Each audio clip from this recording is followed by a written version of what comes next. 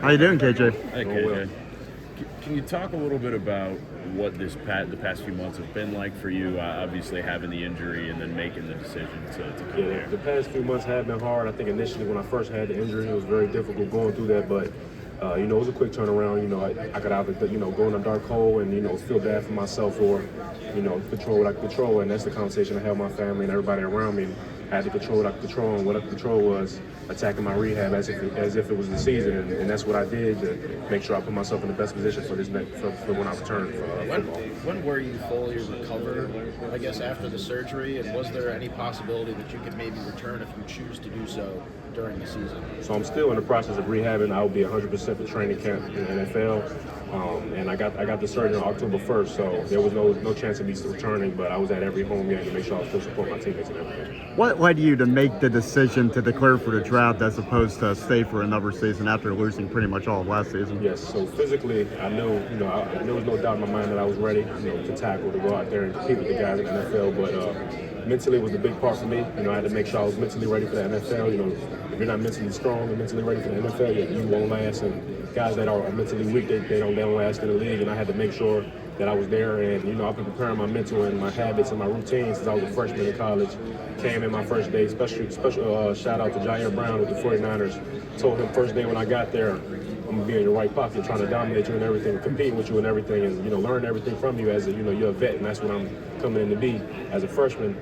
Took that with me my sophomore year, applied it my way, kept my routine and habits. In my junior year, I was doing everything like a pro, and I almost learned with the way it works for me, and I knew I was ready for the NFL. Have you been talking to Jair throughout the pre-draft process, and what have those conversations been like? I talk to Jair all the time, and I talk to Jair, Nick Cross. And he's also a guy I went to DeMatha with. So I talked to them about the whole process. They explained it all to me. And, they just say the big thing was just telling me to be myself. Kevin, what kind of player would an NFL team be getting by drafting him? First they're getting the guy that, loves the game. I truly love football, and there's no doubt in my mind, no doubt about that. And I don't take this game for granted. It shows in the manner in which I play. They're getting a guy that's a leader, somebody that will come in right away and, show how, show an example for how things should be done, that I'll uplift the people around me, whether it's my teammates, coaches, or people in the building. I bring the best of everybody that's around me, and that's a guy that will do that. And a playmaker. I truly, when I'm on the football field, I'm always be near the ball. I'm always be flying around, and I'm truly gonna make plays and be near the ball and be, ball disruption is a big thing I'm about, and that's what I would do. Does this think you meet with plenty of NFL teams? Have you met with the Tampa Bay Buccaneers yet? No, I have not. Kevin, what would you say is your defining trait with so many good safeties in this draft class? What, when someone puts on your tape, defines you and separates you from the rest of them? I say truly my instincts in which I play in and the speed at which I play, and then the last thing is how I tackle. I feel like my tackle, the manner in which I tackle, I don't miss tackles, and I'm not used to missing tackles, and it's a standard for me. When the ball gets to the second level, I'm gonna be the guy to get them down. KJ, a lot of during this process. No, I haven't. KJ, a lot of Penn State guys who probably could have been here with you right now decided to go back. I mean, was that ever on the table for you? What's your reaction to seeing them do that? Yeah, everybody has to do what they feel is best for them, and whether that's mentally they feel like they want to go improve themselves and mature in certain areas, or whether they want to put some more on the film. That's up to them, and I'm proud of them and happy for them. And no matter what decision they were going to make, I knew they would either come to the NFL and be great players, or go back and they're going to go do what they do.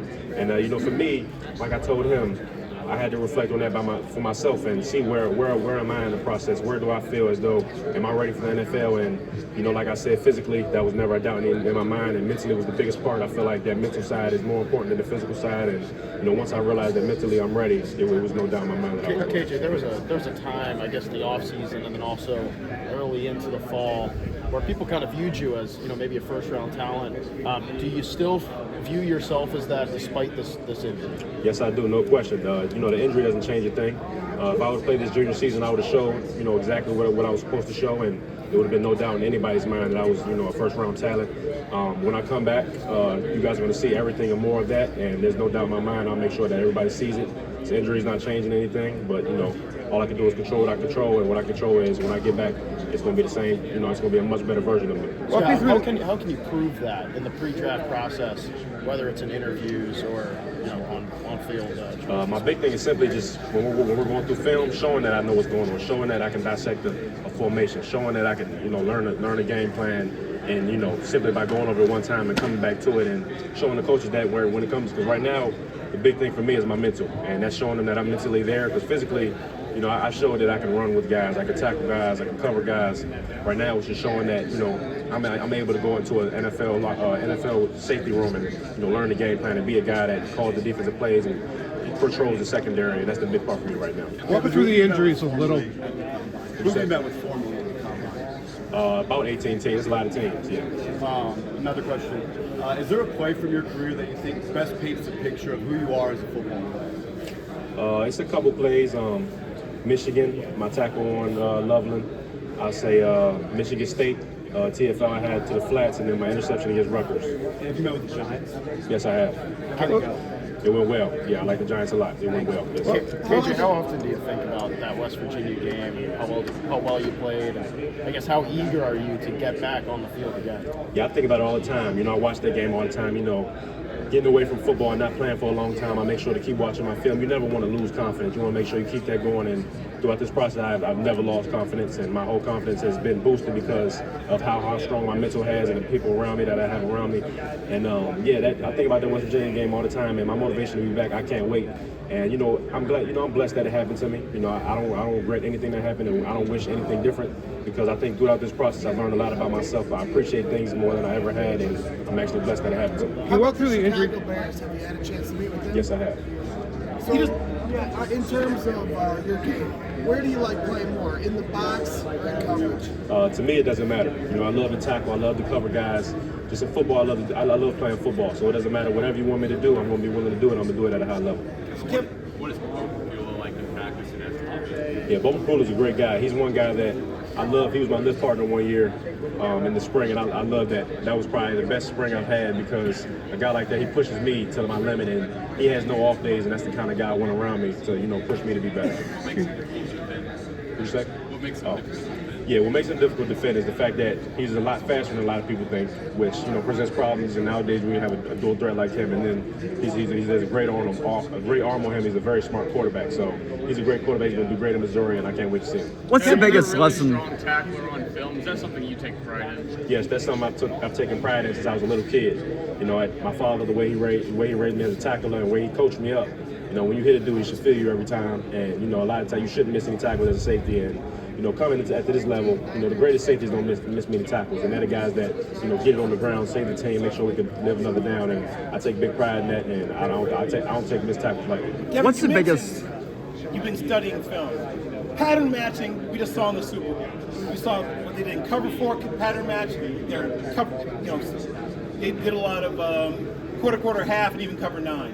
What's your experience in terms of pattern matching, and what's your approach to learning those things? Yeah, I have great experience. With Manny Diaz, his defense, we did a lot of that, a lot of simulated pressures, a lot of different things. And same thing with Tom Allen. And my experience, I learned in many different ways, whether it's we get on the board, whether we go to the field, we watch stuff on film, whether we go out on the field. And I've had a great experience of understanding defenses and learning. And in my time of, like I said, being around Jair Brown, who was a guy that could see a defense like no other and see through an offense, I learned so much from him. And I'm at the point now where it's very fun to watch film. I can watch film and talk ball all day, because it's almost like doing a puzzle. And it's gotten to the point where I wouldn't say it's easy, but it's more enjoyable, and it's more it's not that hard for me to What's your favorite defense to hear called? What's the one you enjoy the most? I love cover 8, and I love simulated pressures. Thank you. KJ, are you going to be able to do anything at Pro Day? I'm planning on, based on how my body feels, I want to run the 40. What's the biggest lesson that you learned from Coach Franklin that you're going to take with you for the rest of your life? My biggest thing, and it's not even football related. It's just make sure you treat everybody the same.